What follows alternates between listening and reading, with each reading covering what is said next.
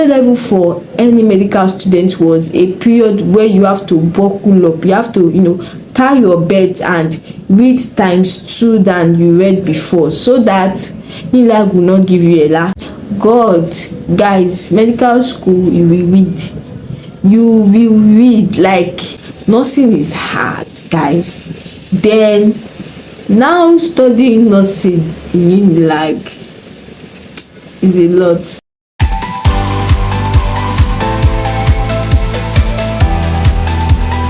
Hi guys, welcome back to my channel. Welcome to another video. If you are seeing this video for the very first time, my name is Sweetie and I'm a registered nurse in Lagos, Nigeria.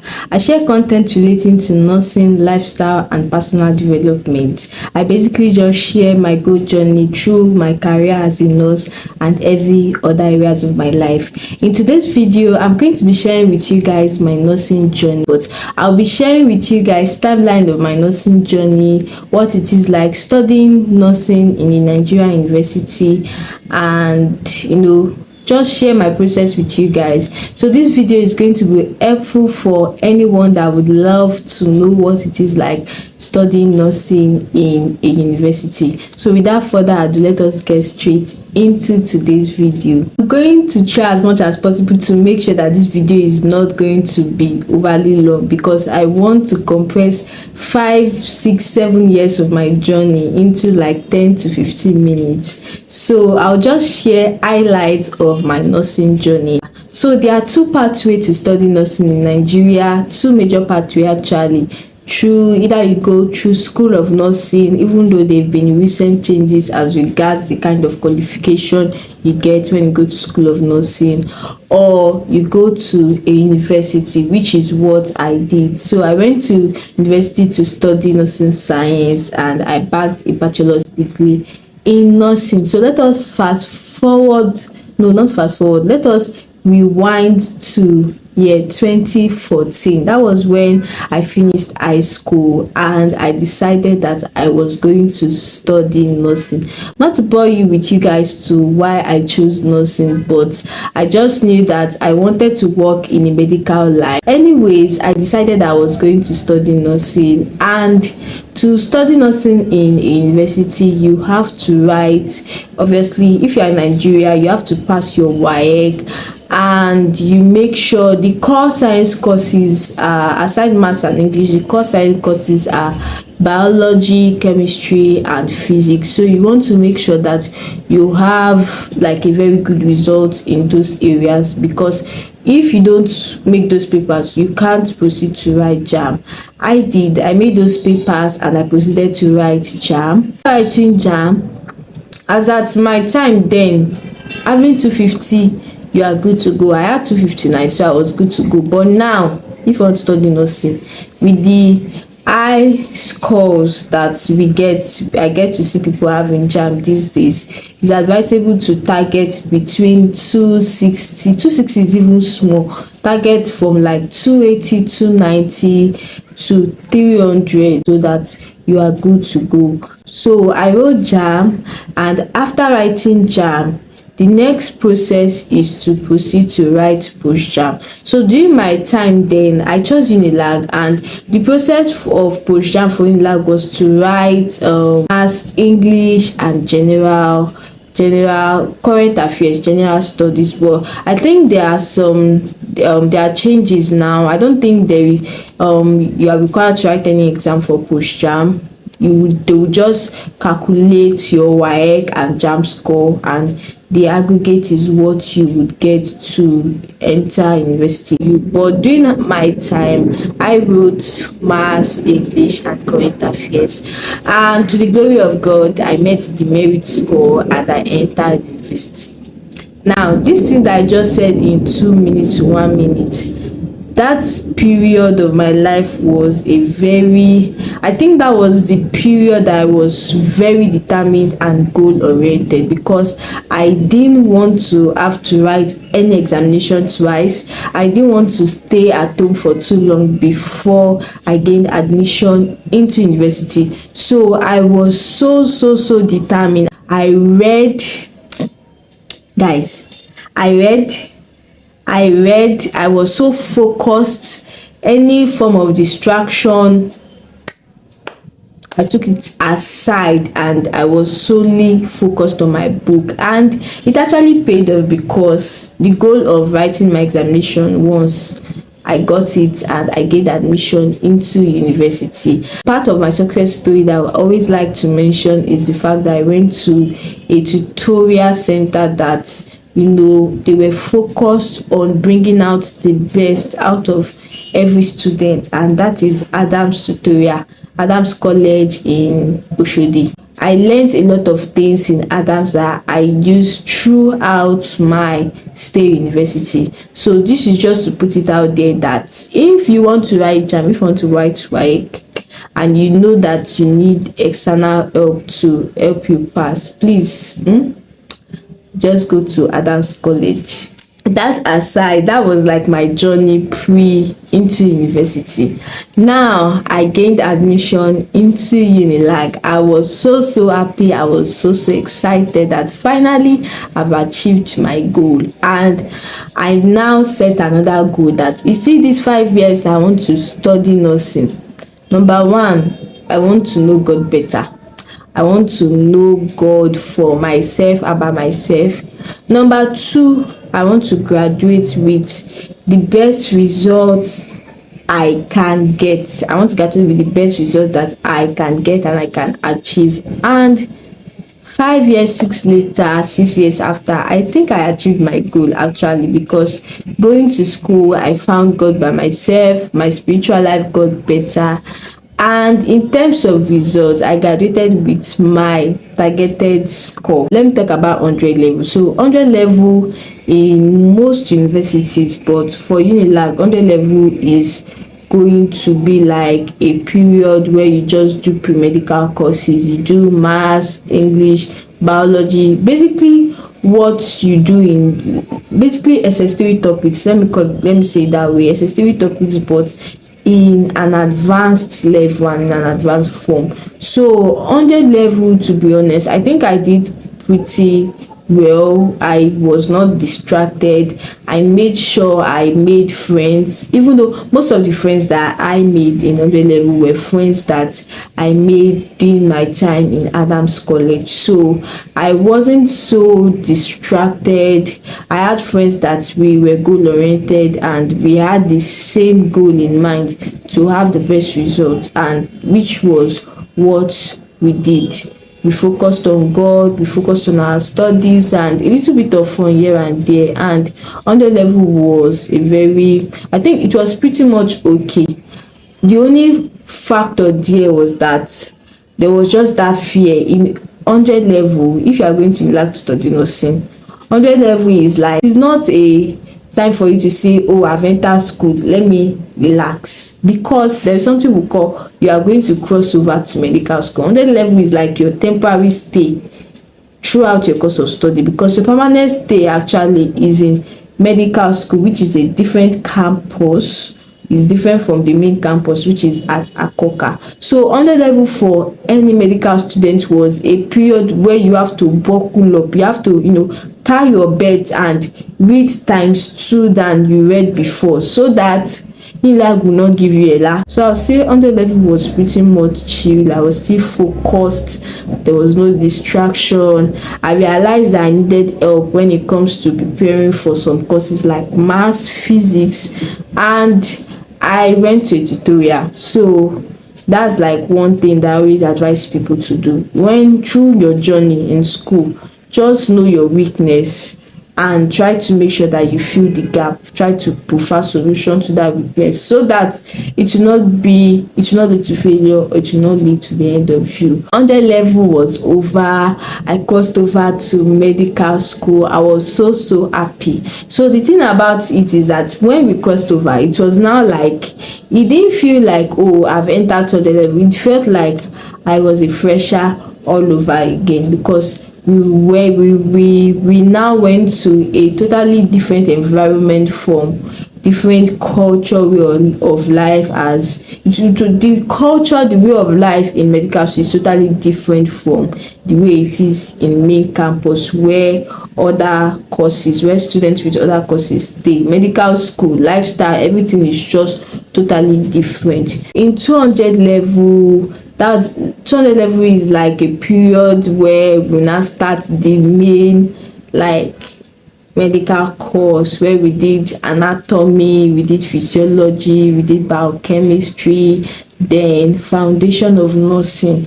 200 level was a very, will I call it challenge? I think what was challenging about 200 level for me was the fact that we had what we called negative marking. Like, guys, if you know, is a like medical school, when you now get to medical school, you realize that it's not only reading alone. You have to strategically read, and when you are in the examination, or you have to strategically answer your questions because of negative marking. Okay, let me paint the scenario of negative marking.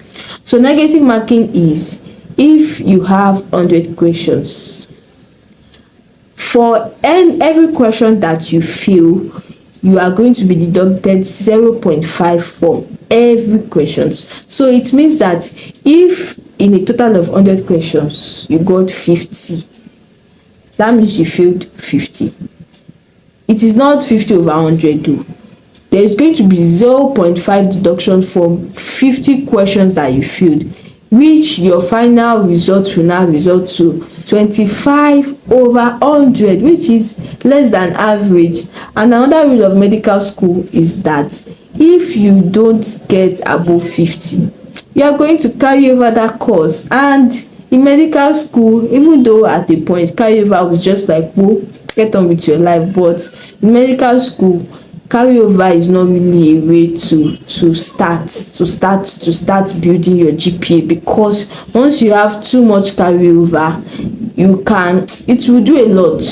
It can lead to you staying unnecessary extra year. So this negative marking were majorly for non-nursing courses, actually anatomy, physiology, biochemistry. That period was the period where I had to know. I think one of the mistake I made, which I'd like to tell people when they gain admission into school, is to make sure that you understand the system of that school, understand the lecturers, understand how questions are being set and how they are being marked. If you are able to grasp at most 5% of how the system works, you are good to go, which was something I did not do so much. I was just still reading the way I would normally read when I was in 100 level. But at some point, I think I picked up and I braced myself up and tried to with the best of my ability, try to read. God, guys, medical school, you will read those are medical school. No, you will read to the extent that even your body will know that you read. So medical school actually takes a lot. It requires a lot of reading and a lot of strategic reading and a lot of strategic understanding of how the system works. And once you have that, you are good to go. Now to 300 level. 300 level was actually one of the hardest phase of school for me in terms of academics. 300 level was just it was the toughest of medical school. But another aspect of studying nursing in university is the fact that aside the normal uni course, going to classes, doing presentation, because it is a medical course, a medical related course, you are expected to go for clinical posting. That means there is an expected number of hours that you would go to hospitals and interact with real patients, have interactions, meet all the things that are being taught in the classroom. There's an expected number of hours for you to go into the university, to the hospital area, and just perfect all the things that you are being taught. So in terms of clinicals, I feel like my set, we went through a lot. Like, nursing is hard, guys. Then now studying nursing in UNILAG is a lot. Like, is a lot. Let me just put it that way. So I feel like I've been rambling. Let me just summarize everything, right? Let me summarize everything. After 100 level, you get to spend like 4 years, which is the ideal number of years, then plus X, because that X you have to put in into consideration ASU and scenarios like COVID. Yes, so plus X. In my own case, that X was 1.5 years, making a total of 6.5 years.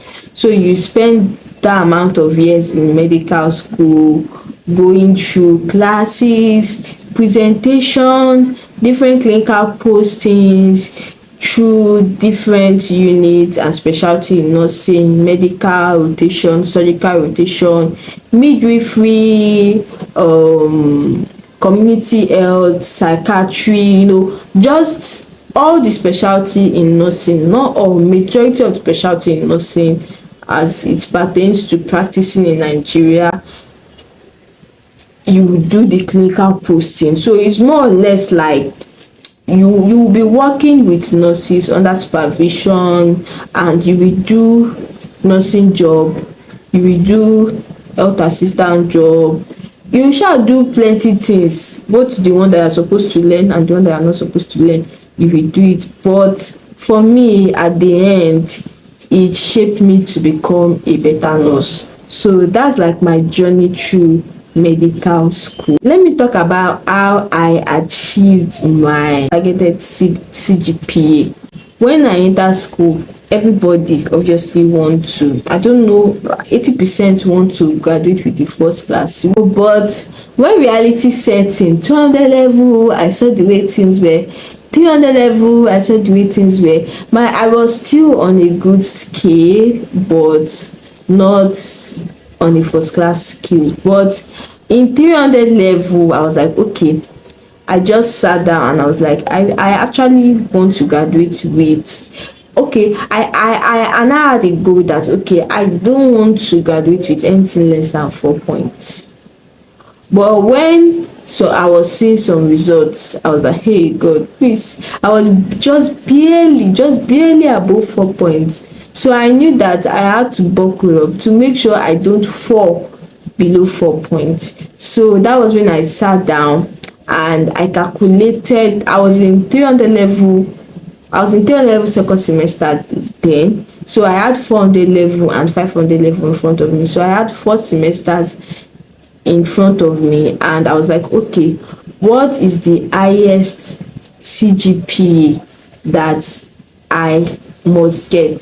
Like, if I'm to have A's throughout 400 level and 500 level, what is the highest CGPA I can get? I could get.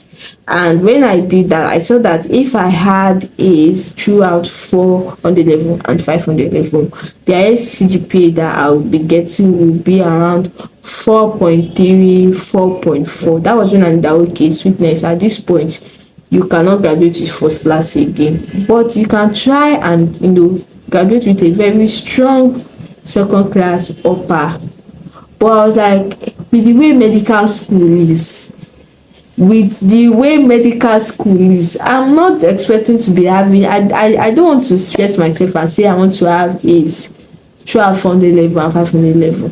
So when I did that, I just said, whoa, mom, I cannot stress myself, let me just maintain my above 4 point. But I had an experience. I attended a spiritual meeting in my now local church. Guys, I always say this, I always put it out on my social media platform, and I will say it here, that see, the type of meetings that you attend as a person will actually shape the kind of experience that you have. And I'm so thankful for my local church. I'm thankful for that meeting that I attended. So that meeting just changed my mindset that I can actually achieve the goal of having A's throughout my 400 level and 500 level. And I was like, okay, I will do this. Was it 400? I think it was just throughout my 500 level, just in 400 level, that I just came to that realization that okay, what is the possibly CGPA, what is the highest CGPA that I could get if I set to get A's throughout all my courses. So after that meeting, I went back to my goal, just like the way I did before I entered school during the time of my writing jam and post jam. I went back to my goal. I wrote down what I was going, what I wanted to have, like the particular grade I wanted to have. So for some courses, I will evaluate. I'll say, okay, how hard and how easy is this course? I'll write 80, some 70. All in all, I made sure my goal was to have A's all through first semester and second semester. And being specific with that goal, after having the right mindset, that I think that was like one of the life-changing experience for me. So I'm sharing it now, well, that if you want to have a very good and outstanding result, it will not just come on you. It won't just come on you. You have to have the right mindset and you have to put in the work, which was what I did. After setting that goal, I actually put in the work. I read, guys. I just mentioned that I read to the extent that I had saw in my sacral region. Like that was how, to the extent that I read. And I don't want to sound like I don't want to sound like it was all my efforts. There was a part of God. There was that supernatural hand of God when it comes to me having a good result, achieving the goal that I set. But there was also the part of me putting the effort, and to the glory of God, guys, God helped me. Even up until now, I'm still, whenever I think about how I was able to achieve my targeted CGPA, I was like, God, this one is not my effort. You were the one that did this. So what was impossible, God helped me, and I actually did it, guys. I had, for my first semester 500 level and second semester 500 level, which was like one of the toughest period of like university, because it was as if those our lecturers they were now on our neck. Like a lot of things went wrong with courses changing, a lot of things that could have just destabilize your CGPA to come down happened. But God came through for myself, God came through for me and majority of my classmates. And that was the period where most of us had like the highest GPs, and for me that was the period where I had the highest GPs throughout university. I had 90% A's out of maybe 7 to 8 courses. I had A's and maybe 1 B, and that was like that in my second semester. So I was able to achieve a GP of 4.8 and 4.7 throughout my 500 level period, and that helped me to achieve my target CGPA I think I got 4.31. That was like my goal, and I actually achieved it. So I'm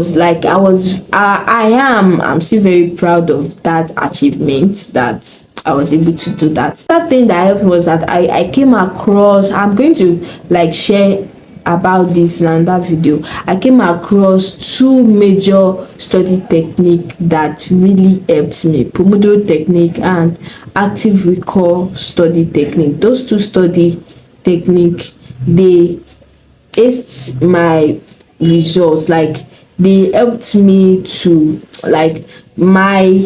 after inputting those techniques into my study techniques, I went from having B's to barely having B's. No, not barely, to having B's to having A's, like a lot of A's and just 1 to 2 B's and maybe one or no see at all. So I'm going to share that study technique in another video, so you should watch out for that video.